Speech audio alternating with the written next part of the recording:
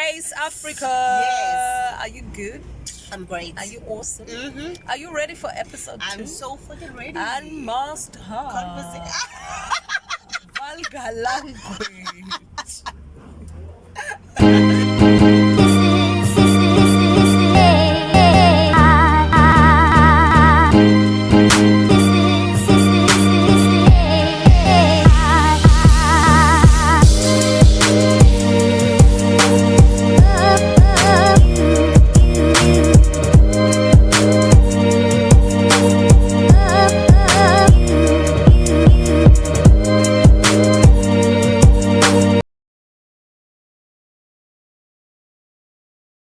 Hello, hi, welcome to my channel, Unmasked Conversations with Tam Tam.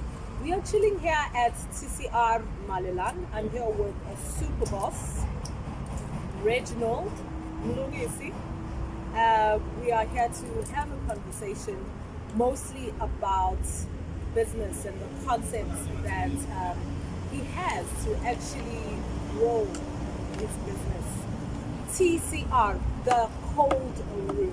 Mlungisi, welcome to Unmasked Conversations. Thank you so much for having me. Finally, I get the opportunity to get this conversation with you. Long overdue. Let's hope it's worth it. It better be. I know it is going to be. I tell you why I've been requesting to have a conversation with you. I have seen or I've witnessed your story from when you started the cold room. Yes. I remember actually the day when you showed me the cold room, an old complex in Gamfusha. It was pretty dormant. As much as there were things happening there, but not much activity was happening. Yeah, it was. And I remember that spot long time ago, Sakula, it used to be the spot where people used to go and chill and drink. But for the longest time, it wasn't anymore. And I remember going in there, and everything was literally upside down. It was a mess. It was a mess. And here I was now, being the supportive friend that I am, trying to, still be optimistic in the situation. But we are in the middle of a mess here. Yeah. And I want us to go back at that specific time and with everything that was happening in your life, and with you having a vision in mind, and obviously the few people that were in your corner during, how they say when a person is going through tough times, you don't really have a lot of people in your corner, but you had this vision. And if you can take us how you actually got to, making it, starting the vision. I didn't have a clue what I was doing. I was just ringing it. Okay. And ask about people that were there. You were there. More important, my grandmother was there. My wife now was there as a girlfriend. Such a Yeah. It was nothing. It was just our relationship is actually as old as the cold room. It is. It is. Yeah, of course, my business partner, Valdez, Yes.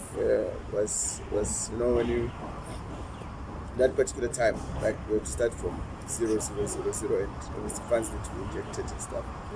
So I approached a few guys, and no, people don't see the vision. Yeah. Because people don't share the same vision and stuff, but it's let's give it a try, and we did. He believed in this vision. Yeah. Now 3 TCRs later, and we're growing. Yeah, definitely growing. I don't think we're gonna stop here now because it's working. So I want us to go into the vision being implemented. Rising from this ashes, starting from 0. And here is a place, most of the time when we want to start a business, the mistake that we make is thinking that the vision that is in the head is actually what must be in front of us for the process to Yeah. actually get going. To manifest. Yeah. It's a tricky situation because it never pans out as you envision it. Yeah. Like you the business will tell you what it needs. Yeah. So if you, for instance, you come across money and you want to open a business and you invest in what you think it's going to work, how the setup is going to be, because you just need the people first, the clients. They will tell you that this is what you like. Then you do more of this, and then they'll tell you this you don't like. Then you do less of that. You know, there's basics that needs to be covered. Obviously, it's stock and what and all the other essential things that needs to be there. But the vision in itself, ultimately, it's to have this nice, vibrant type of setup, and this is how you wanna, in your head, this is how it looks like. It honestly doesn't pan out as you envision it sometimes, and that's mostly the problem. But what normally happens with this, I think it's the persistence, and to be adaptive. So when the vision shifts, but the goal is still there. Yeah. So when the vision shifts, you quickly adapt and you move. yeah, it's like in an ocean or a river and stuff, the tide and everything. Because sometimes you have to take a certain direction because the wind is blowing that way. Yeah, But yeah. essentially, you still need to be out of into dry land. You must say. And I must say, we are right next to the N4, so there's going to be a bit of noise from the trucks passing, motorbikes, cars, but it creates the whole ambience, unmasked conversation in unmasked environments. And Mlungisi, it's actually really, I don't know if it's ironic that you are actually cooking now, because more than the vision, I think this is now my thoughts. This is more of a calling for you, because the vibe that you have managed to create and maintain in the business is what drew us into your home. Like that was the place where we hung out. That was the place where we escaped, you know, and that was our heaven, you know. And you have managed to move with that into your business. And one of the most fascinating things are the concepts that are behind growing the brand. We'll talk about traditional Mondays. Yeah. Having obviously operated in a place that was dead, you had to find ways to attract people. And traditional Mondays were there. More about traditional Mondays and how did that concept help you? Now let's be practical. I'm starting in the cold room, right? Yeah. Because obviously my business partner is in Sekula, so I'm there. Yeah. I work there. I'm the only staff, ma'am, at that particular time. So I get hungry. I have to eat. Okay.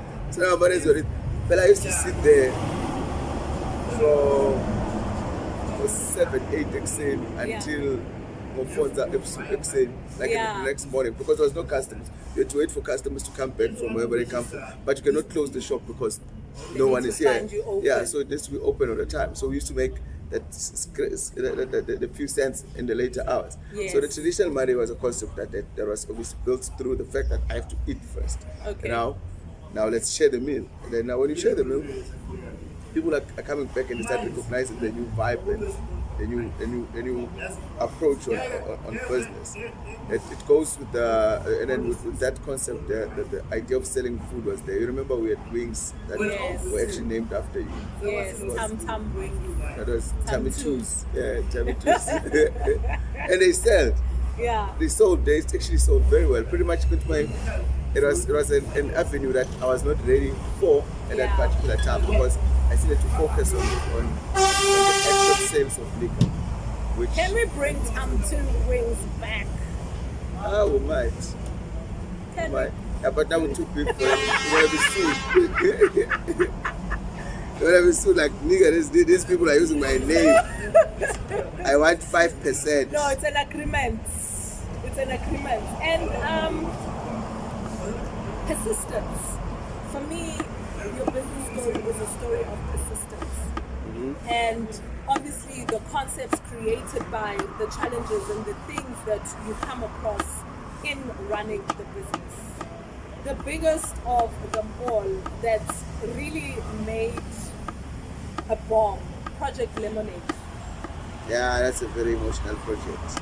Project Lemonade. Can I get you emotional? Yeah, you can't. Can I get you? Not even Onion can help you with that. Can we talk about Project Lemonade? Look, it was those were tough times, you know. When I remember why win the event?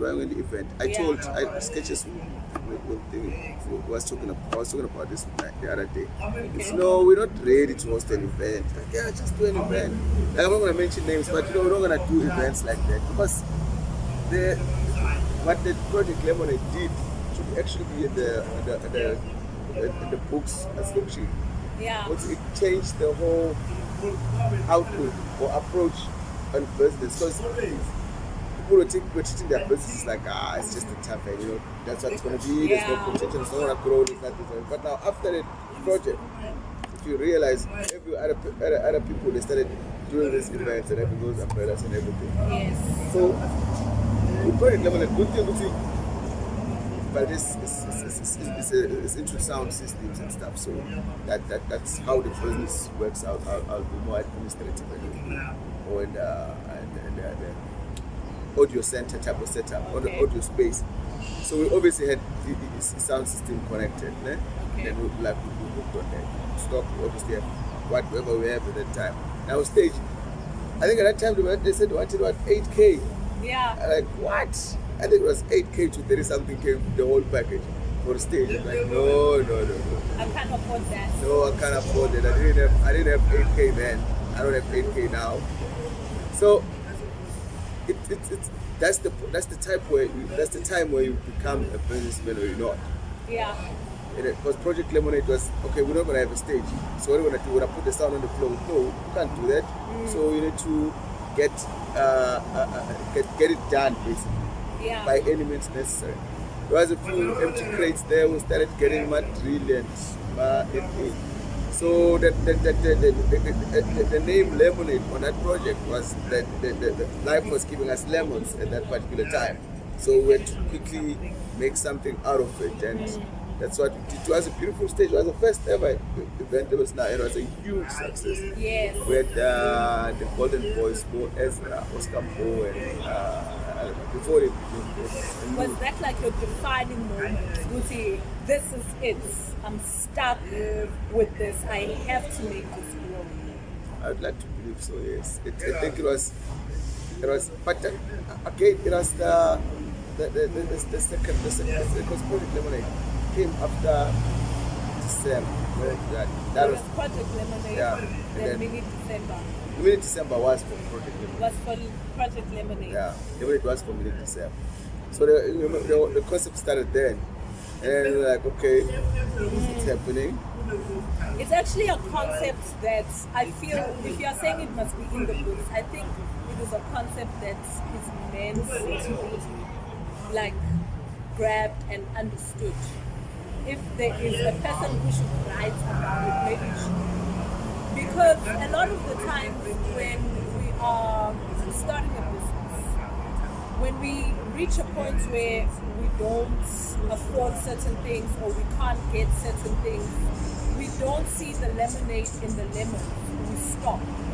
But that was the defining moment for you. Hence I am saying a lot of people can learn from the great, and people that are not so close to you to see how you get your hands dirty in the things that you do. Will always look on the outside, you picture on the outside and you think that it's always been like this, you know? It's always been like this. I'm like what? Successful. No, I'm not successful. You are successful, and I think we had the conversation the other day to say when you're in the picture, actually the one living it, you don't really get to see it. But I still do the same thing from the outside. I still do the same thing. It's work. You know the thing about people and businesses, né? And businessman, actually a business person, men and women, they want to be business people. Yeah. They don't want to be employees and work and so now they think it's about the money and the cars and the houses and everything. And the motoring around. Yeah, and then telling people, because now how do you tell someone to do something that you don't know how to do? Yeah. Because you need to be part of the business, you need to understand what's actually going on. In case of emergency, then no one is available, and then you can just go into the job. Yeah. So people want to dress up and do all those things, and it's cute that you can afford working suits like this now, but we still get to do the work. That's basically it. So and that's what makes your story like different. The fact that you are an employee in your business. Yeah. You report to work every morning like all the employees. 24/7, unfortunately. And you are always, sometimes I'm even like, do you even sleep? Now I want us to incorporate a bit of your personal life in this. You mentioned your wife being your girlfriend at that time. And how she was also so involved in it. Maybe if you can just share with us a bit. You know, in relationships, we always say you want to find a successful man, you know? You want to find a person that must take care of you. And here is a beautiful woman who met, she is gorgeous. Drop dead gorgeous. In and out, inside and out. Meeting a guy who was going through the toughest time, and her actually saying, I also believe in what you're doing. I'll be there. You know what they used to call my wife at school and her friends? They used to call him Mamru because because he put other sports. Are you serious? Yeah. You are obviously growing the family. You have 2 kids now, and how is the balance? Because you are also a present father. We see you record live videos. You are there with your children. You are hands-on in everything that they do. Most of the time, when people are in their business, in their lane, they don't have time. They become absent fathers. But you are including your family in this. How are you juggling the two? There's always time. Talk about our dads because my dad was not around. Yeah. Because he was busy. Because they were not. Because that's the excuse that we got, that they were busy. And a lot of, we are living in a time now where it's a norm for fathers not to be present, and they use any excuse. But I think it's when you come home must be nicer than outside. Yeah. So for my wife and my kids to make me miss home, then I think that's the reason why I'm there. Because even if I'm away and on business when I choose wherever case it is, and I'll miss them and I'll call them, and that time I'm supposed to be out. About just taking some time away from her. Yeah. Now I remember this other time I went to a club. I stayed there for clearly 10 minutes. I had to go back to the hotel and call. I'm home. And a video call and I slept. Because what was this thing? And then I think it was an American lady. Oh yeah, it was I think the Blackish show. Okay. So, but I see, because now there's whole women empowerment and everything. I'm not gonna be making food for my husband, and I'm not gonna be. He must go and dish himself up and stuff. And the lady explained, no, but you know why we do that? The older lady. So because the other one didn't understand, was like she doesn't have to do that because she's empowered. Okay. But the reason why we do that is because the world is tough on our husband. The world is very tough and unforgiving for black men out there. So when you get in a position, when he comes home, he should have that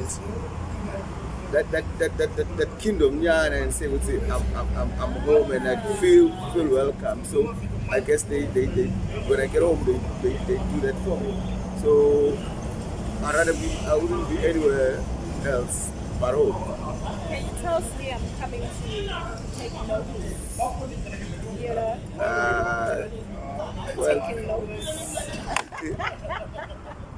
it just you cannot compare my relationship and you cannot learn from other people. That's true. Love is reciprocated. If you find a person that gives you what you need, Then you give back you give automatically. unconditionally, and then Yeah. that's how it, because some people don't want to go home, they want to go even more out. They come back from work and they go out, but they do it together, and they want to travel the world. But Other people can say, why I have someone, you know, Yeah, but that's work. when you are taking videos with your That's son. that's work. Why have someone What do you guys do when you want to take a boy child to work? You take her to work. I work there. That's what brings home the bacon. That's work. And the whole building a legacy, like them being there and watching or being part of the business. I understand your daughter also sells at the TCR Premium Lounge sometimes. She works. She works there. Now the mother work there. Why can't they work?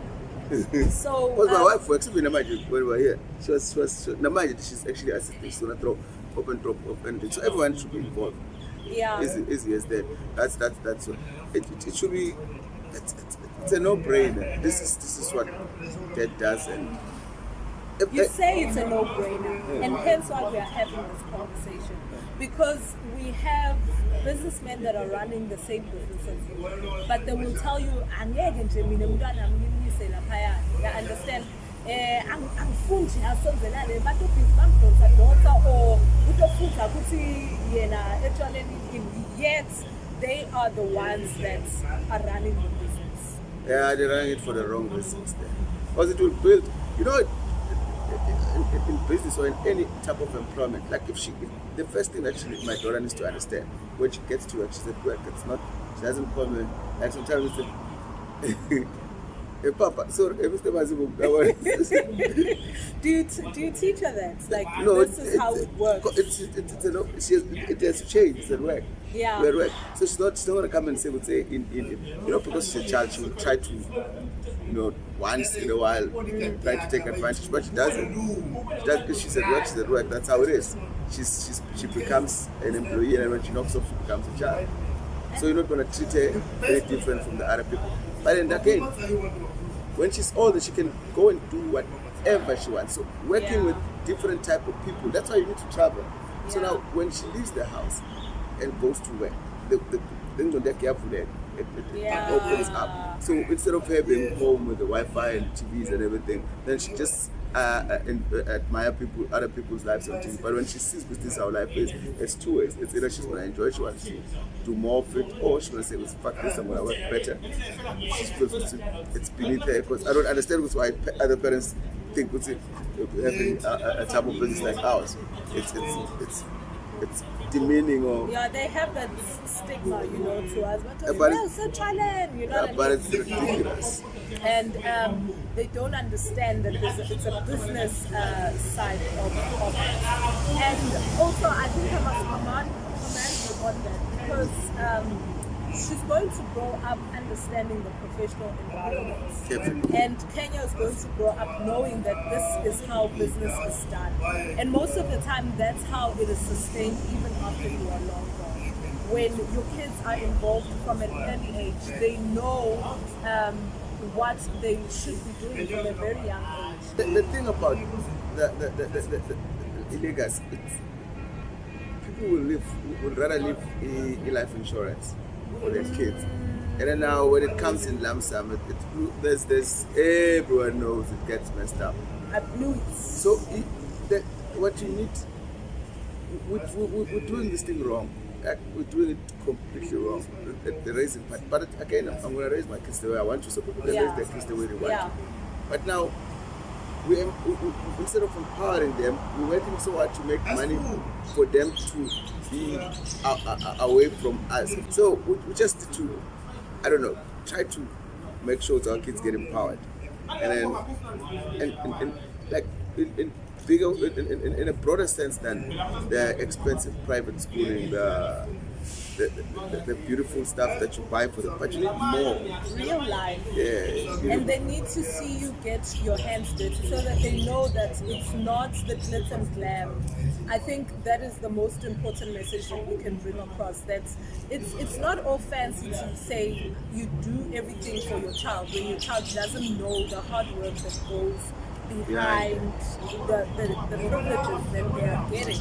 And that is really something that a lot of people can take home and start involving their children more and start balancing the whole parenting and business and understanding that teaching your child to be part of the legacy is what actually is going to help them even after university. And yeah, thank you so much really for having this conversation.